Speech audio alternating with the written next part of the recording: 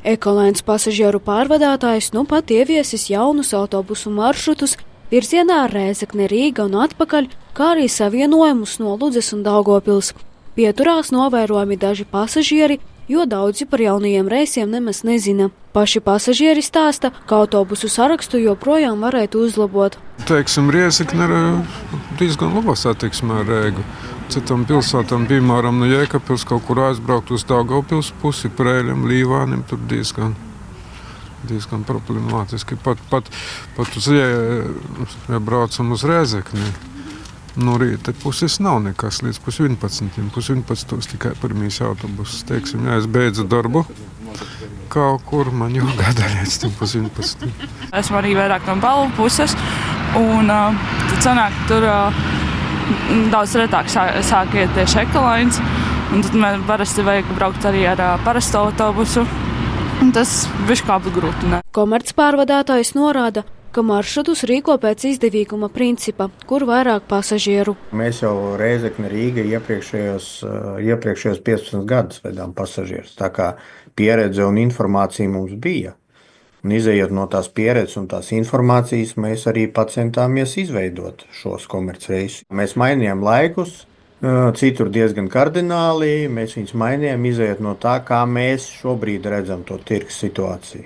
Ja, un tāpēc mēs bijām pamainījuši laikus, un tas bija tomēr tēmēts 80% uz pasažieriem, kas brauc tieši no Rēzeknes un Ludzas, ja, pirmām kārtām, un lai viņi varētu arī atgriezties uz mājām.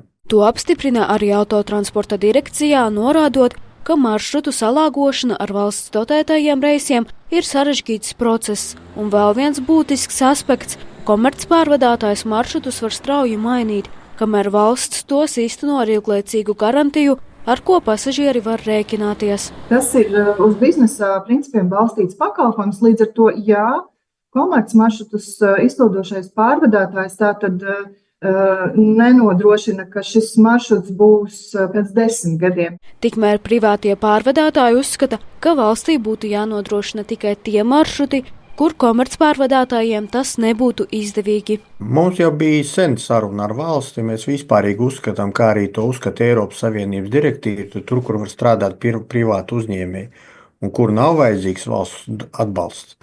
Tur jāstrādā privāti uzņēmējiem. Pagaidām gan valsts šādu pieeju negrasās īstenot. Savukārt kritēriji, pēc kādiem piešķir maršrutu licences, ir salīdzinoši vienkārši. Biļetē ir jānorāda visi rekvizīti līdzvērtīgi kā valsts dotētajos maršrutos. Vienlaikus arī braukšanas maksas atvieglojuma pasažierus ir jāuzņem un jānodrošina tāda pati pārvadājuma kvalitāte un politika attiecībā uz šiem pasažieriem. Pagaidām gan valsts šādu pieeju negrasās īstenot. Iepriekš tika virzīta arī iniciatīva par vēlajiem reisiem no Rēzeknes uz Rīgu, lai cilvēki pēc kultūras pasākuma apmeklējuma vēlu vakarā varētu doties uz Rīgu. Tomēr pagaidām šī iniciatīva nolikta malā, jo neesot īpaši aktuāla pašiem pasažieriem.